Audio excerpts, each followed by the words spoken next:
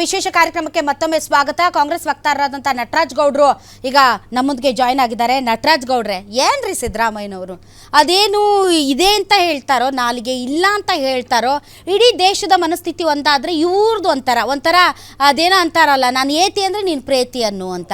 So ಈಗ ಯುದ್ಧ ಆಗತ್ತೆ ಅಂತ ಹೇಳಿದ್ರೆ ಅದು ದೇಶದ ಪರ, ಯುದ್ಧ ಬೇಡ ಅಂತಂದರೆ ಅದು ದೇಶ ವಿರೋಧಿ ಅನ್ನೋ ಥರದ ಒಂದು ಮನಸ್ಥಿತಿ ಇದೆ. ಇರಲಿ, ಬಟ್ ನೀವು ಜನಾಭಿಪ್ರಾಯದ ವಿರುದ್ಧ ಈಜಕ್ಕಾಗಲ್ಲ.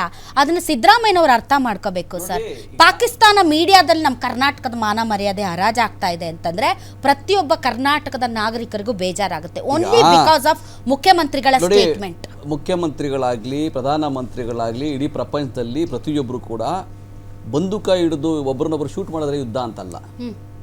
ಅಂತಹ ಪರಿಸ್ಥಿತಿ ಬಂದ್ರೆ ನಾವು ರೆಡಿ ಆಗಿದ್ದೀವಿ ಅಂತ ಹೇಳಿರೋದು. ದೇಶಕ್ಕಾಗಿ ನೋಡಿ, ಈ ದೇಶಕ್ಕಾಗಿ ಪ್ರತಿಯೊಬ್ಬರು ಪ್ರಾಣ ಕೊಡೋಕೆ ರೆಡಿ ಇದ್ದಾರೆ, ಆಯ್ತಾ? ಈ ದೇಶಕ್ಕಾಗಿ ಪ್ರತಿಯೊಬ್ಬರು ದುಡಿತಾ ಇದ್ದಾರೆ. ಈ ದೇಶಕ್ಕೆ ಸಾರ್ವಭೌಮತೆ, ಐಕ್ಯತೆಗೆ ಎಲ್ಲರೂ ಕಷ್ಟಪಟ್ಟು ದುಡಿತಾರೆ. ಒಬ್ಬರು ಹೇಳಿಕೆಗಳಿದಾವಲ್ಲ, ಅದನ್ನ ನಾವು ಯಾವ ರೀತಿ ತಗೊಬೇಕು ಅಂತ. ಈ ದೇಶದಲ್ಲಿ ಬುದ್ಧನಿಂದ ಹಿಡಿದು ಗಾಂಧಿವರೆಗೂ ನಾವು ಎಲ್ಲ ಸಮಯದಲ್ಲೂ ಕೂಡ ನಾವು ಯಾಕೆ ವಿಶ್ವವಿಖ್ಯಾತಿಯಾಗಿದ್ದೇವೆ, ಎಲ್ಲ ಸಮಯದಲ್ಲಿ ನಾವು ಯಾಕೆ ಯಾವುದ್ರ ಮೇಲೆ ನಾವು ಜಯ ಗಳಿಸಿದ್ದೇವೆ. ಬ್ರಿಟಿಷನ್ನ ಓಡಿಸಿದ್ ನಾವು ಯಾವ ರೀತಿ ಬಂದು ಕೇಳ್ಕೊಂಡು ಓಡಿಸಿದ್ವಾ? ಸರ್, ನಂಗೆ ಈ ಭಾಷಣ ಬೇಕಾಗಿಲ್ಲ. ಕೇಳಿಸ್ಕೊಳ್ಳಿ, ಎರಡು ಸೆಂಟೆನ್ಸ್ ಕೇಳಿಸ್ಕೊಳ್ಳಿ. ನಾವು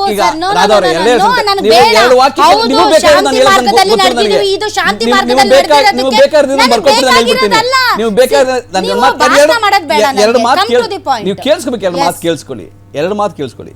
ಇಡೀ ಪ್ರಪಂಚದಲ್ಲಿ ಯುದ್ಧ ಅಂದ್ರೆ ಈಗ ಬೇರೆ ರೀತಿ ಇದೆ. ರಾಜತಾಂತ್ರಿಕವಾಗಿ ವಿದೇಶಾಂಗ ನೀತಿಗಳ ಮುಖಾಂತರ ಒಂದು ದೇಶವನ್ನ ಕಟ್ಟಿ ಹಾಕೋದನ್ನ ಈಗ ಯುದ್ಧ ಅಂತಾರೆ. ನಿಮ್ ತರ ಯಾಕೆ ಹೇಳಿಲ್ಲ ಸಿದ್ದರಾಮಯ್ಯನವರು? ಕೇಳಿ, ಮನಮೋಹನ್ ಸಿಂಗ್ ಹಿಡಿದು ಇಂದಿರಾ ಗಾಂಧಿ ಅವರ ನಿಮ್ ತರ ಯಾಕೆ ಹೇಳಿಲ್ಲ ಸಿದ್ದರಾಮಯ್ಯನವರು? ಅವರ ಹೇಳಿಕೆನೂ ಅದೇನೇ ಅರ್ಥ ಇಲ್ಲ, ಅರ್ಥ ಅಲ್ಲ. ನಿಮ್ ತರ ಸ್ಟ್ರೈಟ್ ಆಗಿ ಹೇಳ್ಬೋದಾಗಿತ್ತು ಅವ್ರು ಯಾಕೆ ಹೇಳಿಲ್ಲ? ನಿಮ್ನ ಒಂದು ಮಾತು ಹೇಳ್ತೀನಿ ನೋಡಿ. ಪಾಕಿಸ್ತಾನ ಜೊತೆ ನಾವು ಯುದ್ಧ ಮಾಡ್ತಾ ಇದ್ವಿ 70 ವರ್ಷಗಳ ಕಾಲ. ಯಾಕಂದ್ರೆ ಒಬ್ಬ ಪ್ರಧಾನಮಂತ್ರಿ ಕೂಡ, ಭಾರತದ ಪ್ರಧಾನಮಂತ್ರಿ ಕೂಡ ಪಾಕಿಸ್ತಾನಕ್ಕೆ ಭೇಟಿ ಕೊಟ್ಟಿದ್ದೇ ಇಲ್ಲ. ಜವಾಹರ್ಲಾಲ್ ನೆಹರು ಹಿಡ್ಕೊಂಡು ರಾಜೀವ್ ಗಾಂಧಿವರೆಗೂ ಭೇಟಿ ಕೊಟ್ಟ ತಕ್ಷಣ ದೇಶದ್ರೋಹಿ ಇಲ್ಲ. ನಾನು ಏನ್ ಹೇಳ್ತಿಲ್ಲ, ಯುದ್ಧ ಅಂದ್ರೆ ಅದು. ಯಾಕಂದ್ರೆ ನಿಮ್ಮನ್ನ ಅಂತಾರಾಷ್ಟ್ರೀಯ ಮಟ್ಟದಲ್ಲಿ ನಿಮ್ಮನ್ನು ಹೊಂದಾಣಿಕೆ ಇಲ್ಲ, ನಿಮ್ಮನ್ನ ಕಟ್ಟಿ ಹಾಕಿದ್ದೀವಿ ಅಂತ. ಅಮೆರಿಕಾದಿಂದ ಅವ್ರಿಗೆ ಯಾವ ರೀತಿಯ ಅನುಕೂಲಗಳು ಆಗಬಾರದು, ಆರ್ಥಿಕವಾಗಿ ಅವ್ರಿಗೆ ಸಹಾಯ ಆಗಬಾರದು, ಕಟ್ಟಿ ಹಾಕಬೇಕು. ಅದು ವಿದೇಶಾಂಗ ನೀತಿ. ಪಾಕಿಸ್ತಾನ ನಮಗೆ ರಷ್ಯಾ, ನೇಪಾಳ ಎಲ್ಲ ಹೆಂಗೆ ನಾವು ಬಾರ್ಡರ್ಲಿದ್ದೀವಿ, ರಷ್ಯಾದಿಂದ ಅವ್ರಿಗೆ ಶಸ್ತ್ರಾಸ್ತ್ರ ಪೂರೈಕೆ ಆಗಬಾರದು. ಅಭಿಪ್ರಾಯ ನಾನು ಕೇಳ್ತಾ ಇಲ್ಲ. ನಾನು ಕೇಳ್ತಾ ಇರೋದು ಸಿದ್ದರಾಮಯ್ಯನವರ ಹೇಳಿಕೆ. ಅದಕ್ಕೆ ಕಾಂಗ್ರೆಸ್ ಪಾರ್ಟಿಯ ವಕ್ತಾರರಾಗಿ ನೀವು ಹೇಳಿ, ಈ ಥರದ ನಾನು ಹೇಳ್ತಾ ಇರೋದು ಇಡೀ ದೇಶದ ಭಾವನೆಗಳಿಗೆ ವಿರುದ್ಧವಾಗಿ ಈಜೋದು ಒಬ್ಬ ಉತ್ತಮ ರಾಜಕಾರಣಿಯ ಲಕ್ಷಣ ಅಲ್ಲ. ನೋಡಿ, ಈ ದೇಶದಲ್ಲಿ ಭಾವನೆಗಳನ್ನ ಚರ್ಚೆಗೆ ಬಿಟ್ಟು ಭಾವೋದ್ವೇಗದಲ್ಲಿ ಜನಗಳು ಚರ್ಚೆ ಮಾಡ್ತಾ ಇರಬೇಕಾದ್ರೆ ಮೌನವಾಗಿರ್ತಾವಲ್ಲ ಸರ್ಕಾರಗಳು, ಅದು ಮಹಾ ಅಪರಾಧ. ನೋಟಲ್ಲಿ ಚಿಪ್ಪಿದೆ, ನೋಟಲ್ಲಿ ಚಿಪ್ಪಿದೆ ಅಂತ ಹೇಳಿ ಚರ್ಚೆ ಇಡೀ ದೇಶ ನಡೆದಾಗ ಸರ್ಕಾರ ಒಂದು ಅಧಿಕೃತವಾಗಿ ಒಂದು ಹೇಳಿಕೆಯನ್ನು ಕೊಡಲಿಲ್ಲ. ಜನಗಳಿಗೆ ಗೊಂದಲ ಮೂಡಿ ಜನಗಳಲ್ಲಿ ಅಸತ್ಯ ಸುಳ್ಳುಗಳು ಹರಿದಾಡ್ತಾ ಇದ್ರು ಕೂಡ ಮೌನವಾಗಿರ್ತಾವಲ್ಲ, ಅದು ಮಹಾ ಅಪರಾಧ. ಕೇಂದ್ರ ಸರ್ಕಾರ ಇವಾಗ ಮಾಡಿರೋದು ಕೂಡ ಅದೇ. ಸತ್ಯದ ಪರ ನಿಲ್ಬೇಕೆ ಹೊರತು ಅಸತ್ಯವನ್ನ ನಾವು ಯಾಕೆ ಇಷ್ಟು ಭಾವನಾತ್ಮಕವಾಗಿ ಇಡೀ ದೇಶದ ಚರ್ಚೆ ಆಗ್ತಾ ಇರ್ಬೇಕಾದ್ರೆ ಇಲ್ಲ ಒಂದ್ ನಿಮಿಷ ನೀವೇನೇನೋ ಮಾತಾಡ್ತಾ ಏನು ಮಾತಾಡ್ತಾ ಕೇಳಿಸ್ಕೊಳ್ಳಿ. ಸಿದ್ದರಾಮಯ್ಯನವ್ರ ಬಗ್ಗೆ ಮಾತಾಡಿ. ಸಿದ್ದರಾಮಯ್ಯನವ್ರ ಹೇಳಿಕೆನೂ ಅದೇ ಹೇಳ್ತಾ ಇರೋದು. ಸಿದ್ದರಾಮಯ್ಯನವ್ರ ಹೇಳಿಕೆನೂ ಕೂಡ ಅವರು ನೇರವಾಗಿ ಈ ದೇಶದಲ್ಲಿ ಯುದ್ಧ ಆಗುತ್ತೆ ಆಗಲ್ಲ ಅನ್ನೋದು ಸಿದ್ದರಾಮಯ್ಯನವರು ಅಥವಾ ಪ್ರಧಾನಮಂತ್ರಿಗಳು ತೀರ್ಮಾನ ಮಾಡೋಕ್ಕೆ ಸಾಧ್ಯ ಆಗೋದಿಲ್ಲ. ಸೈನ್ಯ ತೀರ್ಮಾನ ಮಾಡುತ್ತೆ, ಎಲ್ಲೆಲ್ಲಿ ಅವಕಾಶಗಳಿದ್ದಾವೆ ಎಲ್ಲ. ಈಗ ಬಾಂಗ್ಲಾ ಮತ್ತು ಪಾಕಿಸ್ತಾನ ಯಾವ ರೀತಿ ಆಯಿತು, ಯಾವ ಕಾರಣಕ್ಕಾಗಿ ಆಯಿತು? ಇಂದಿರಾ ಗಾಂಧಿ ಅವಾಗ ಮಾಡಲಿಲ್ವಾ? ಇಡೀ ದೇಶದಲ್ಲಿ ಯುದ್ಧಗಳು ನಡೆದಾಗಲೂ ಕೂಡ ಎಲ್ಲ ಸಮಯದಲ್ಲಿ ಚೈನಾದ ಜೊತೆ ಯುದ್ಧ ಆದಾಗಲಾಗ್ಬೋದು ಅಥವಾ ಈ ಭಯೋತ್ಪಾದನೆ ಯಾವಾಗಲೂ ಬರ್ತಾ ಇರಬೇಕಾದ್ರೆ ಎಲ್ಲಾ ಸಮಯದಲ್ಲೂ ಸೈನ್ಯ ಆ ಬಾರ್ಡರ್ಗಳಲ್ಲಿ ನಿಂತು ಯುದ್ಧ ಮಾಡಿದೆ. ನಾವಿಲ್ಲಿ ಕರ್ನಾಟಕದಲ್ಲಿ ಕುಳಿತು ಮಹಾರಾಷ್ಟ್ರದಲ್ಲಿ ವ್ಯಾಖ್ಯಾನ ಬದಲಾಗಿದೆ, ಯುದ್ಧದ ವ್ಯಾಖ್ಯಾನ ಬದಲಾಗಿದೆ. ಅದನ್ನ ಸರಿಯಾದ ಅರ್ಥದಲ್ಲಿ ಮಾತನಾಡಬೇಕಾಗಿತ್ತು. ಅದನ್ನ ಬಿಟ್ಬಿಟ್ಟು ಯುದ್ಧ ಬೇಕಾಗಿಲ್ಲ, ಯುದ್ಧ ಬೇಕಾಗಿಲ್ಲ ಅನ್ನೋದು ದೇಶ ವಿರೋಧ ಹೇಳಿಕೆ ಅಂತ ನಾನು ಹೇಳ್ತಾ ಇಲ್ಲ. ಪಾಕಿಸ್ತಾನ ಮಾಧ್ಯಮಗಳಲ್ಲಿ ಕರ್ನಾಟಕದ ಮುಖ್ಯಮಂತ್ರಿಯ ಹೇಳಿಕೆ ಬರುತ್ತೆ ಅಂದ್ರೆ ಅರ್ಥ ದೇಶದ ಒಳಗಡೆನೆ, ದೇಶದ ಒಳಗಡೆನೆ ಬೇರೆ ಬೇರೆ ರೀತಿಯಾದಂತ ಅಭಿಪ್ರಾಯ ಮಾನ್ಯ ಖರ್ಗೆ ಅವರು ಬೆಂಗಳೂರಲ್ಲಿ ಕುಳಿತು ಹೇಳಿದ್ರು, ಇಡೀ ದೇಶ ಖರ್ಗೆ ಅವರು ಒಂದ್ ಹೇಳ್ತಾರೆ, ಸಿದ್ದರಾಮಯ್ಯ ಸೆಂಟೆನ್ಸ್ಗೆ ಅವಕಾಶ ಕೊಡಿ. ನೋಡಿ, ಮಾನ್ಯ ಖರ್ಗೆ ಹೇಳಿದ್ರು, ಇಡೀ ದೇಶ ವಿರೋಧ ಪಕ್ಷಗಳಾಗಿ ಕೇಂದ್ರ ಸರ್ಕಾರ ಏನು ತೀರ್ಮಾನ ತಗೊಳ್ತೋ ಅದು ನಾವು ಬದ್ಧವಾಗಿದ್ದೀವಿ ಅಂತ. ಇಲ್ಲಿ ಯಾರೋ ಒಂದು ಯುದ್ಧವನ್ನು ತೀರ್ಮಾನ ಮಾಡೋಕ್ಕೆ ಅಥವಾ ವಿದೇಶಾಂಗ ನೀತಿಯನ್ನು ತೀರ್ಮಾನ ಮಾಡೋಕ್ಕೆ ರಾಜ್ಯದ ಮುಖ್ಯಮಂತ್ರಿಗಳಿಗೆ ಯಾರಿಗೂ ಆ ಅಧಿಕಾರ ಇಲ್ಲ. ಆದರೆ ತಮ್ಮ ಪರ್ಸೆಪ್ಷನ್ ಹೇಳ್ಬೋದು ಅವರು, ಏನಂದ್ರೆ ರಕ್ತಪಾತವಾಗದೆ ಒಂದು ದೇಶವನ್ನು ಬಗ್ಗು ಬಡಿಯಬಹುದು, ಅದರ ಅವರ ಅರ್ಥ. ರಕ್ತಪಾತವಾಗದೆ ಒಂದು ದೇಶವನ್ನು ಬಗ್ಗು ಬಡಿಯಬಹುದು ಅಂದ್ರೆ ವಿದೇಶಾಂಗ ನೀವೆಲ್ಲ ಕಾಂಗ್ರೆಸ್ ಬಿಜೆಪಿ ಅವರು ಏನ್ ಮಾಡ್ಬಿಟ್ಟಿದ್ದೀರಿ ಅಂದ್ರೆ ನಮಗೂ ಆಂಕರ್ಸ್ಗೂ ಒಂದು ಬ್ಯಾರಿಯರ್ ಹಾಕ್ಬಿಟ್ಟಿದ್ದೀರಾ. ಏನು ಅಂತಂದರೆ ಈಗ ಮೋದಿ ಭದ್ರತಾ ವೈಫಲ್ಯ ಅಂತ ಹೇಳಿದ ತಕ್ಷಣ ದೇಶ ವಿರೋಧಿ ಪತ್ರಕರ್ತರು ಭದ್ರತಾ, ಒಂದ್ ನಿಮಿಷ ಕೇಳಿಸ್ಕೊಳ್ಳಿ, ಭದ್ರತಾ ವೈಫಲ್ಯದ ಬಗ್ಗೆ ಪ್ರಶ್ನೆ ಕೇಳಿದ್ರೆ ದೇಶ ವಿರೋಧಿ ಪತ್ರಕರ್ತರು ಕೇಳಿಸ್ಕೊಳ್ಳಿ. ಮತ್ತೆ ನಾನು ಪದೇ ಪದೇ ಒಂದೇ ಸೆಂಟೆನ್ಸ್ ನ ರಿಪೀಟ್ ಮಾಡಕ್ಕಾಗಲ್ಲ. ಫಿನಿಶ್. ದೇಶದ ಪಹಲ್ಗಾಮ್ ಅಲ್ಲಿ ಭದ್ರತಾ ವೈಫಲ್ಯದ ಬಗ್ಗೆ ಮಾತಾಡಿದ್ರೆ ದೇಶ ವಿರೋಧಿ ಪತ್ರಕರ್ತರು ಮೋದಿ ಅವರನ್ನ ಹಾಡಿ ಹೊಗಳಿದರೆ ದೇಶದ ಪರ ರಾಷ್ಟ್ರೀಯವಾದಿ ಪತ್ರಕರ್ತರು. ಹೀಗಾಗಿ ನಾವು ಏನು ಮಾತಾಡಂಗಿಲ್ಲ ಅಂತ ಪರಿಸ್ಥಿತಿ ನೀವು. ಆಮೇಲೆ ಕೋಮ್ಗೊಂದು ಚಾನಲ್, ಧರ್ಮಕ್ಕೊಂದು ಚಾನಲ್, ಪ್ರಸ್ತುತ ವಿದ್ಯಮಾನಗಳ ಬಗ್ಗೆ ಬಾಯಿಗೆ ಬಂದಂಗೆ ಮಾತಾಡೋದು. ಪತ್ರಕರ್ತರ ಪರಿಸ್ಥಿತಿ ಹಿಂಗಾಗೋಗ್ಬಿಟ್ಟಿದೆ. ಆಲ್ ರೈಟ್ ಶಶಾಂಕ್ ಅವರೇ ಈಗ ತಾವು ಹೇಳ್ತಾ ಇದ್ರಿ ರಾಜತಾಂತ್ರಿಕ ವ್ಯವಸ್ಥೆಯಲ್ಲಿ ಈಗ ಇಂದಿರಾ ಗಾಂಧಿ ಅವರು ಬಾಂಗ್ಲಾದೇಶವನ್ನು ಬೇರ್ಪಡಿಸಿದ ಸಂದರ್ಭದಲ್ಲಿ ರಾಜತಾಂತ್ರಿಕವಾಗಿ ಅವರು ಹೋಗಿ ಅಮೇರಿಕಾ ಅಧ್ಯಕ್ಷರ ಜೊತೆ ಮಾತಾಡಿದರು, ರಷ್ಯಾದವ್ರ ಜೊತೆ ಮಾತಾಡಿದರು, ಒಂದು ಎಲ್ಲರನ್ನೂ ವಿಶ್ವಾಸಕ್ಕೆ ತೆಗೆದುಕೊಂಡು ದಿ ಸೇಮ್ ಟೈಮ್ ನಾವು ಮೋದಿ ಅವರ ಬಗ್ಗೆ ಮಾತಾಡಿದಾಗ ಪ್ರತಿಪಕ್ಷಗಳಿಗೆ ಉರಿ ಬೀಳ್ಬೋದು. ಬಟ್ ರಾಜತಾಂತ್ರಿಕ ವ್ಯವಸ್ಥೆಯಲ್ಲಿ ಒಬ್ಬ ಪ್ರಧಾನಿಯ ಮಾತಿಗೆ ಬೆಲೆ ಇದ್ದರೆ ಅವ್ರು ಏನು ಬೇಕಾದರೂ ಮಾಡೋದಕ್ಕೆ ರೆಡಿ ಆಗ್ತಾರೆ. ಆ ಥರದ ವ್ಯಕ್ತಿತ್ವ ಮೋದಿ ಅವರು. ಈಗಾಗಲೇ ಸುತ್ತಲೂ ಪಾಕಿಸ್ತಾನಕ್ಕೆ ಬೆಂಬಲ ಕೊಡುವಂತಹ ದೇಶಗಳು ಸ್ವಲ್ಪ ಹಿಂದೇಟ ಹಾಕ್ತಾ ಇದ್ದಾವೆ ಅಂತ ಅನ್ಸುತ್ತಾ ಪಾಕಿಸ್ತಾನಕ್ಕೆ ಸಪೋರ್ಟ್ ಮಾಡೋಕ್ಕೆ? ಈಗಾಗಲೇ UN ನೇಷನ್ಸ್ ಹಾಗೂ ಯುರೋಪಿಯನ್ ನೇಷನ್ಸ್ ಏನಿದೆ ಇದೆಲ್ಲ ಭಾರತದ ಪರ ಇದೆ.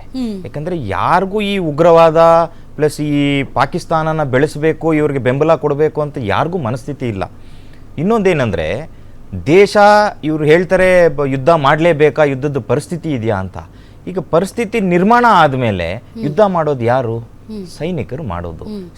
ಸೈನಿಕರಿಗೆ ನೀವು ಆತ್ಮಸ್ಥೈರ್ಯ ಕೊಡಬೇಕಾ, ಕುಗ್ಸೋ ಅಂತ ಸ್ಟೇಟ್ಮೆಂಟ್ಗಳು ಕೊಡಬೇಕಾ? ರಾಜಕಾರಣಿಗಳು ತಮ್ಮ ಕೆಲಸನ ತಾವು ಮಾಡ್ಕೊಂಡಿದ್ರೆ ಒಳ್ಳೇದು. ಅವರು ಡಿಫೆನ್ಸ್ ಮಿನಿಸ್ಟ್ರಿ ಇದಾರೆ, ಇದಕ್ಕಾಗಿ ಒಂದು ಮಿನಿಸ್ಟ್ರಿ ಇದಾರೆ. ಸರ್ ಪತ್ರಕರ್ತರು ಸರ್ ಯುದ್ಧ ಆಗ್ಬೇಕಾ ಸರ್ ಅಂತ ಮೈಕ್ ಹಿಡಿತೀವಿ. ಅಲ್ಲ ಕರೆಕ್ಟ್ ಮೇಡಮ್. ಅದಕ್ಕೆ ಬಂದೂಕುಗಳು ಕೊಡದಲ್ಲೇ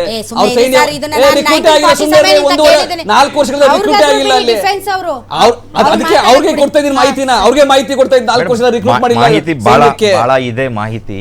ನಾವು ಹೇಳೋದಂದ್ರೆ ಸೈನ್ಯದ ಮನಸ್ಥಿತಿನ ಕುಗ್ಸಕ್ ಹೋಗ್ಬೇಡಿ. ನೀವು ಸೈನಿಕರ ಜೊತೆ ಇದೀವಿ, ಅವ್ರ ಕುಟುಂಬದ ಜೊತೆ ಇದೀವಿ ಅಂತ ನೀವು ಹೇಳ್ಬೇಕು. ನೀವು ಅದು ಬಿಟ್ಟು ನೀವು ಯಾವ್ದಾವ್ದೋ ಸ್ಟೇಟ್ಮೆಂಟ್ ಕೊಟ್ಟು ಒಂದು ಶತ್ರು ದೇಶದ ಚಾನೆಲ್ ನೀವು 1000 ಹೇಳಿ ಮೇಡಮ್, ಅದಕ್ಕಂತ ಒಂದು ಪ್ಯಾನಲ್ ಇರುತ್ತೆ, ಅದಕ್ಕಂತ ಒಂದು ಬಾಡಿ ಇರುತ್ತೆ, ಅದಕ್ಕಂತ ಒಂದು ಫ್ರೇಮ್ ವರ್ಕ್ ಇದೆ. ಆ ಫ್ರೇಮ್ ವರ್ಕ್ ಒಳಗಡೆ ಏನ್ ಮಾಡಬೇಕು, ದೇಶನ ಹೆಂಗ್ ಕಾಪಾಡ್ಕೊಂಡು ಹೋಗ್ಬೇಕು, ಅದರದೇ ಆದ ಜನ ಇದ್ದಾರೆ, ಅದರದೇ ಆದ ಮಿಲಿಟರಿ ಏಜೆನ್ಸಿ ಇದೆ. ಅದನ್ನ ದಾಟಿ ತಾವೆಲ್ಲ ಸ್ಟೇಟ್ಮೆಂಟ್ ಕೊಟ್ಟು ಡ್ಯಾಮೇಜಿಂಗ್ ಸ್ಟೇಟ್ಮೆಂಟ್ ಮಾಡಿ ಬೇರೆ ದೇಶ ನಗೋ ತರ ಮಾಡ್ತಿದ್ದೀರಲ್ಲ, ಅದನ್ನ ನಿಲ್ಲಿಸಬೇಕಾಗುತ್ತೆ. ರಾಜಕೀಯ ಹೇಳಿಕೆಗಳನ್ನ ಕೊಡೋದು ನಿಲ್ಲಿಸಬೇಕು. ಸರ್ ಈಗ ಭರತ್ ಭೂಷಣ್ ಇದಾರಲ್ಲ, ಈ ಪಹಲ್ಗಾವಲ್ಲಿ ಮೃತಪಟ್ಟಲ್ಲ, ಅವ್ರ ಮನೆಗೆ NIA ಅಧಿಕಾರಿಗಳು ಭೇಟಿ ಕೊಟ್ಟಿದ್ದಾರಂತೆ ಇನ್ಫಾರ್ಮೇಶನ್ ಕಲೆಕ್ಟ್ ಮಾಡೋದಕ್ಕೆ. ಸೊ ಯಾವ ತರ, ನನಗೆ ಐ ಆಮ್ ವೆರಿ ಕ್ಯೂರಿಯಸ್, ಯಾವ ತರ ಇನ್ಫಾರ್ಮೇಶನ್? ದೇಶದ ಮೇಲೆ ದಾಳಿ ಆದಂತ ಸಂದರ್ಭದಲ್ಲಿ NIAಗೆ ಇದು ಹೊಣೆಗಾರಿಕೆ ಹೋಗುತ್ತೆ. ಸೊ NIA ಯಾರ್ಯಾರು ಅಲ್ಲಿ ಹುತಾತ್ಮರಾಗಿದ್ದಾರೆ, ಹುತಾತ್ಮರು ಅಂತ ನಾನು ಹೇಳ್ತೀನಿ, ಯಾರ್ಯಾರು ಪ್ರಾಣ ಕಳ್ಕೊಂಡಿದ್ದಾರೆ ಭಾರತ ದೇಶಕ್ಕೋಸ್ಕರ, ಅವರು ಮನೆಗೆ ಭೇಟಿ ಕೊಡ್ತಾರೆ. ಇದ್ರದೇ ಆದಂತ ಒಂದು ರಿಪೋರ್ಟ್ ನ ತಯಾರು ಮಾಡ್ತಾರೆ. ಇದ್ರದೇ ಆದಂತ ಒಂದು ಇನ್ವೆಸ್ಟಿಗೇಷನ್ ಪ್ರೋಸೆಸ್ ಅಲ್ಲಿ ಈಗಾಗಲೇ ಇದೆ. ಸೊ ಆ ನಿಟ್ಟಿನಲ್ಲಿ ಇವತ್ತು NIA ಅವರು ನಮ್ಮಲ್ಲಿ ಒಂದಿಬ್ಬರು ಯಾರು ಪ್ರಾಣ ತ್ಯಾಗ ಮಾಡಿದ್ದಾರೆ ಅವ್ರ ಮನೆಗೆ ಭೇಟಿ ಕೊಡ್ತಾರೆ.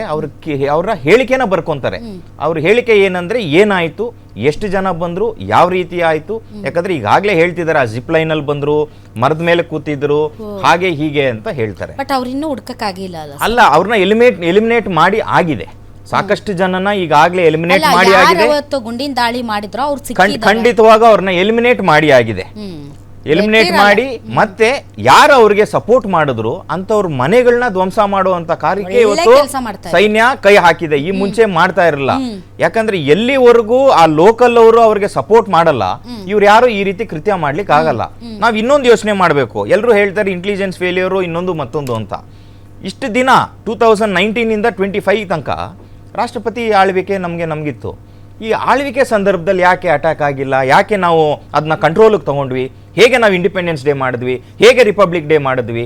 ಯಾಕಂದರೆ ಸೈನ್ಯದ ಕೈಯಲ್ಲಿದ್ದಾಗ ನಮಗೆ ಗೊತ್ತು ಯಾವ ರೀತಿ ಎಲ್ಲಿ ಏನಾಗುತ್ತೆ, ಏನು ಮಾಡಬೇಕು ಅಂತ. ಯಾವಾಗ ಸುಪ್ರೀಂ ಕೋರ್ಟ್ಗೆ ಈ ವಿಚಾರ ಹೋಯಿತು, ಸುಪ್ರೀಂ ಕೋರ್ಟ್ ಬಗ್ಗೆ ನಾನು ಜಾಸ್ತಿ ಹೇಳಿಕ್ಕೆ ಹೋಗಲ್ಲ, ಅಲ್ಲಿಂದ ಒಂದು ತೀರ್ಪು ಬರುತ್ತೆ, ಇಲ್ಲ ಪ್ರಜಾಪ್ರಭುತ್ವ ನೀವು ಎಲೆಕ್ಷನ್ ಮಾಡಲೇಬೇಕು ಅಂತ. ಕರೆಕ್ಟ್. ರಾಷ್ಟ್ರಪತಿ ಆಳ್ವಿಕೆ ಇದ್ದಾಗ ಭಯೋತ್ಪಾದಕ ದಾಳಿಗಳು ಆಗಲಿಲ್ಲ. ಆದ್ರೆ ಎಲೆಕ್ಷನ್ ನಡೆದು ಜನಪ್ರತಿನಿಧಿಗಳ ಸರ್ಕಾರ ಬಂದ ಮೇಲೆ ದಾಳಿ ಆಯಿತು. ಬಟ್ ಪ್ರಜಾಪ್ರಭುತ್ವ ವ್ಯವಸ್ಥೆಯಲ್ಲಿ ಸೈನ್ಯಕ್ಕೆ ಆಡಳಿತ ಮಾಡೋದಕ್ಕೆ ಕೊಡಕ್ಕಾಗಲ್ಲ. ಅದನ್ನ ಹೇಳ್ತಾನೆ ಭದ್ರತಾ ವೈಫಲ್ಯ ಅನ್ನೋದು ಆನ್ ದಿ ಸ್ಪಾಟ್ ಯಾರು ಇರ್ಲಿಲ್ಲ ಅಲ್ಲಿ ರಕ್ಷಣೆಗೆ ಅನ್ನೋದು ವಿಚಾರ. ಆನ್ ದಿ ಸ್ಪಾಟ್ ಎಲ್ಲ ಆಯ್ತು ಅಲ್ಲಿರ್ಲಿಲ್ಲ ಅಂತ ಅದನ್ನ ಡಿಸ್ಕಸ್ ಮಾಡೋದು ಬೇಡ. Will not go. ಯಾಕೆ ಅಂತಂದ್ರೆ ಅದನ್ನ ಮಾತಾಡ್ಬಿಟ್ರೆ ದೇಶ ವಿರೋಧಿಗಳಾಗ್ತೀವಿ. ನಾನು ದೇಶ ವಿರೋಧಿ ಅಂತಲ್ಲ ಮೇಡಮ್, ನಾನು ಹೇಳೋದು ಆ ಬಾರ್ಡರ್ ಲೈನ್ ಅರ್ಥ ಮಾಡ್ಕೊಬೇಕು. ಯಾಕಂದ್ರೆ ಒಂದು ಪ್ರಜಾಪ್ರಭುತ್ವದಲ್ಲಿ ನಿಮ್ಗೆ ಎಲೆಕ್ಷನ್ ಆಗುತ್ತೆ, ಅಲ್ಲೊಬ್ಬ ಸಿಎಂ ಬರ್ತಾರೆ, ಸಿಎಂ ಬಂದಾಗ ಪೊಲೀಸ್ಗೆ ಅದು ಹ್ಯಾಂಡ್ ಓವರ್ ಆಗುತ್ತೆ. ಅಲ್ಲಿನ ಸ್ಥಳೀಯ ಪೊಲೀಸರು ಅಲ್ಲಿ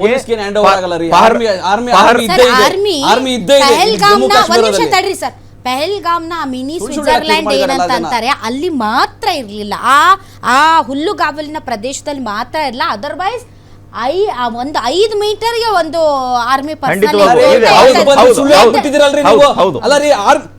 ಆರ್ಮಿ ಆಗ್ಲಿ ಪೊಲೀಸ್ ಆಗ್ಲಿ ಇವಾಗ್ಲೂ ಕೇಂದ್ರ ಸರ್ಕಾರದ ಅಂಡರ್ ಇರೋದಲ್ಲ.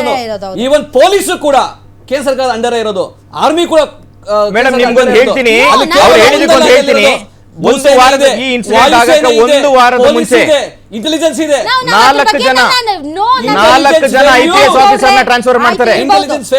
ಸರ್ಕಾರ ಕೂಡ ಒಪ್ಕೊಂಡಿದೆ. ಒಂದ್ ನಿಮಿಷ ವೆಂಕಟೇಶ್ ಅವರೇ,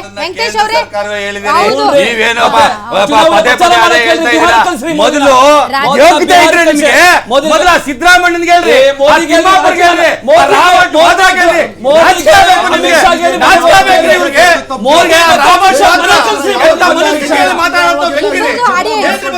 ಇಬ್ರದ್ದು ಆಡಿಯೋ ಒಂದ್ ನಿಮಿಷ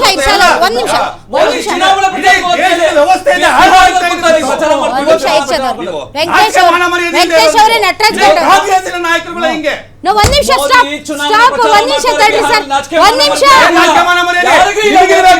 ರಾಬರ್ಟ್ ವಾದ್ರನ್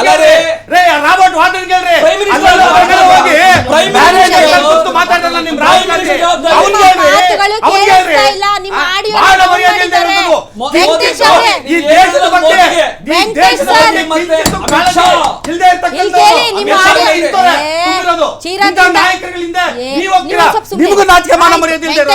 ಆಡಿಯೋ ಕೇಳಿಸ್ತಿಲ್ಲ, ಕೂಗೋದ್ರಿಂದ ಪ್ರಯೋಜನ ಇಲ್ಲ. ರಾಜ್ಯಕ್ಕೆ ಬಂದ್ ಕೇಳಿ. ಹೌದು, ಯಾಕಂದ್ರೆ ನಮ್ಗೆ ಹ್ಯಾಂಡಲ್ ಮಾಡಕ್ಕಾಗಲ್ಲ ನಿಮ್ಮ ವಾಯ್ಸ್ಗೆ. ಒಂದ್ ನಿಮಿಷ ಒಂದ್ ನಿಮಿಷ ತಡಿ ಸರ್. ಮಾತಾಡ್ತಾ ಇದ್ದಾರೆ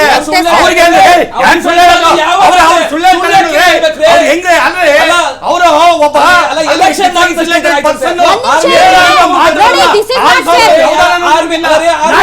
ನಿಮ್ಗೆ ನಿಮ್ಮ ಅವಧಿ ಬಂದಲ್ಲಿ ನೀವು ಆಮೇಲೆ ಅವ್ರು ಮಾತಾಡುವಾಗ ಇರೋ ವಸ್ತುಸ್ಥಿತಿಯನ್ನು ಹೇಳ್ತಾ ಇದ್ದಾರೆ. ನಿಮ್ಮ ಅವಧಿ ಬಂದಾಗ ಹೇಳಿ, ಏನಾದ್ರೂ ಆಯುಧಗಳು ಕೊಡ್ಲಾ ಇಬ್ರಿಗೂ? ಅಲ್ಲ ಕೊಡ್ಲಾ ಹೇಳಿ, ಮತ್ತೆ ಇನ್ನೆಂಗ್ ನಿಮ್ಗೆ ಸುಮ್ಮನೆ ಒಂದ್ ನಿಮಿಷ ಕೇಳಿಸ್ಕೊಳ್ಳಿ. ರಾಜಕೀಯವಾಗಿ ಬೆತ್ತಲಾಗೋದು ಅಂದ್ರೆ ಇದೆ ನೀವಿಬ್ರು ಮಾಡ್ತಿರೋದು. ಸತ್ಯ ಮಾತಾಡಬೇಕು. ರಾಜಕೀಯವಾಗಿ ಬೆತ್ತಲಾಗೋದು ನೀವು ಯಾರು ಏನ್ ಬೇಕಾದ್ರೂ ಹೇಳ್ಬೋದು, ಸತ್ಯ ಮಾತಾಡಕ್ ಹೇಳಿ. ಅದು ವಿರೋಧ ಪಕ್ಷ ಆಗ್ಲಿ, ಆಡಳಿತ ಪಕ್ಷ ಆಗ್ಲಿ, ಎಕ್ಸ್ಪರ್ಟ್ ಆಗ್ಲಿ, ಇನ್ನೊಂದು ಪಕ್ಷ ಆಗ್ಲಿ, ಸತ್ಯ ಮಾತಾಡಕ್ ಬಿಡಿ.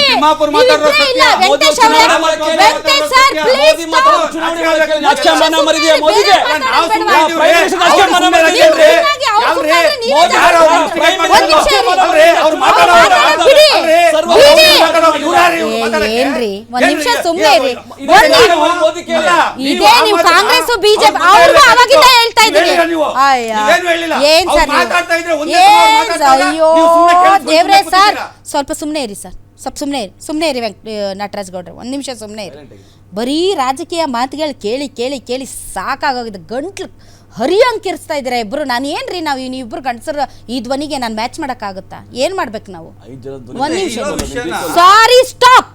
ಎಸ್ ಶಶಾಂಕ್, ಸಾರಿ ಸರ್, ಬಿಡಿ ಅವ್ರು ಮಾತಾಡಕ್ಕೆ. ನೀವು ನಾನು ಅದನ್ನ ಅವ್ರಿಗೆ, ನೀವೇನ್ರಿ ಬಿಜೆಪಿ ಅವ್ರಿಗೆ ಎಷ್ಟು ಸರಿ ಹೇಳ್ತೀರಾ? ಮಾತಾಡಕ್ ಬಿಡಿ. ಎಸ್ ಶಶಾಂಕ್ ಅವರೇ, ಈಗ ಭದ್ರತಾ ವೈಫಲ್ಯದ ಬಗ್ಗೆ ಸ್ವತಃ ಸರ್ಕಾರನೇ ಒಪ್ಕೊಂಡಿರುವಾಗ ನೀವು ಅದನ್ನೇನು ಡಿಫೆಂಡ್ ಮಾಡೋದು ಬೇಡ.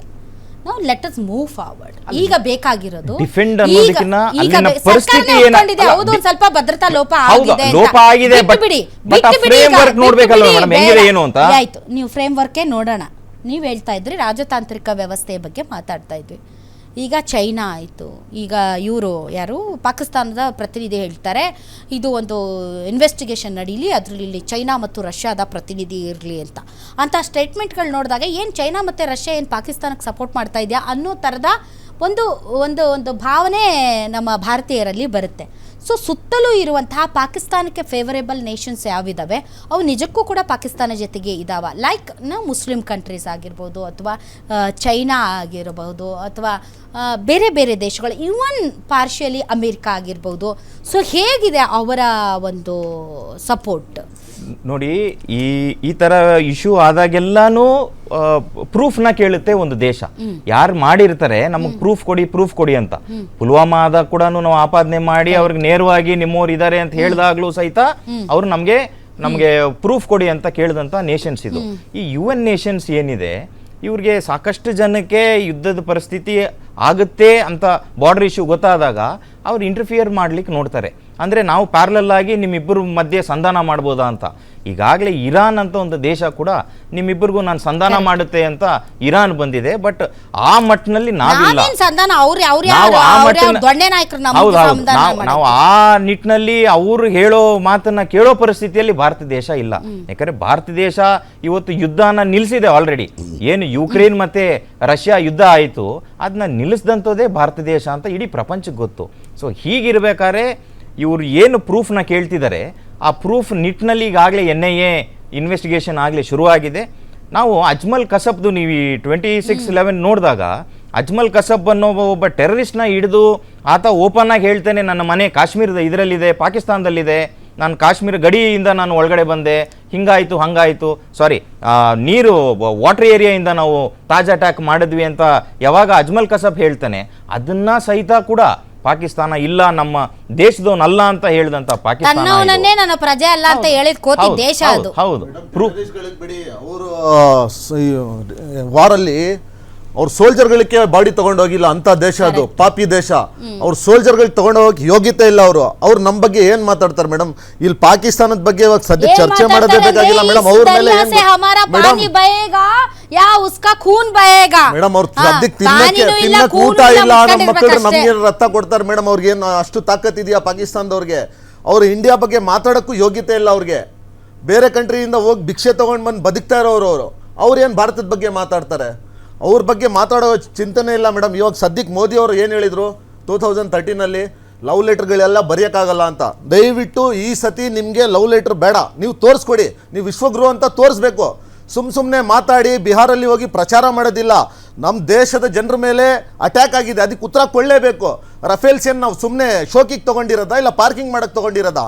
ಅಟ್ಯಾಕ್ ಮಾಡೋಕ್ಕೆ ತೊಗೊಂಡಿರೋದು. ಈ ಸತಿ ನೋಡಿ ಮೇಡಮ್, ವಾರ ಆದಮೇಲೆ ಕೂತ್ಕೊಂಡು ಚರ್ಚೆನೇ ಮಾಡೋದು. ಆದರೆ ಈ ಸತಿ ಉತ್ತರ ಕೊಡೋಣ, ಆಮೇಲೆ ಕೂತ್ಕೊಂಡು ಚರ್ಚೆ ಮಾಡೋಣ. ಯಾವಾಗವರೆಗೂ ನಮ್ಮ ದೇಶ ಉತ್ತರ ಕೊಡಲ್ಲ ವೆಂಕಟೇಶ್ ಸರ್, ಈಗ ಇದು ತುಂಬ ಒಳ್ಳೆ ಟೈಮ್ ಅಂತ ಅನ್ಸುತ್ತಾ ನಮ್ಮ ಕಾಶ್ಮೀರವನ್ನು ನಾವು ಪಡೆಯೋದಕ್ಕೆ? ಈಗ ಪಾಕ್ ಆಕ್ರಮಿತ ಕಾಶ್ಮೀರ ಆಗಿರ್ಬೋದು ಮತ್ತು ಬಲೂಚಿಸ್ತಾನ ಆಗಿರ್ಬೋದು, ಇವೆರಡನ್ನು ಬಲೂಚಿಸ್ತಾನವನ್ನು ಪ್ರತ್ಯೇಕ ಮಾಡೋದು, ಪಾಕ್ ಆಕ್ರಮಿತ ಕಾಶ್ಮೀರವನ್ನು ನಮ್ಮದಾಗಿಸಿಕೊಳ್ಳೋದು, ಆ ಥರದ ಒಂದು ಒಳ್ಳೆಯ ಸಮಯ ಬಂದಿದೆ ಅಂತ ಅನಿಸುತ್ತೆ. ಇಡೀ ದೇಶ ಕಾಯ್ತಾ ಇದೆ. ಈಗ ಸಭೆಗಳ ಮೇಲೆ ಸಭೆಗಳು ನಡೀತಾ ಇದೆ. ಯುದ್ಧ ಮಾಡೋದು ಅಷ್ಟು ಈಸಿ ಅಲ್ಲ, ಅದಕ್ಕೆ ಭಾಳಷ್ಟು ತಯಾರಿಗಳು ಕೂಡ ಮಾಡ್ಕೋಬೇಕಾಗುತ್ತೆ. ಅಂತಹ ತಯಾರಿಯಲ್ಲಿ ಭಾರತ ಇದೆ. ತಮ್ಮ ಪ್ರಕಾರ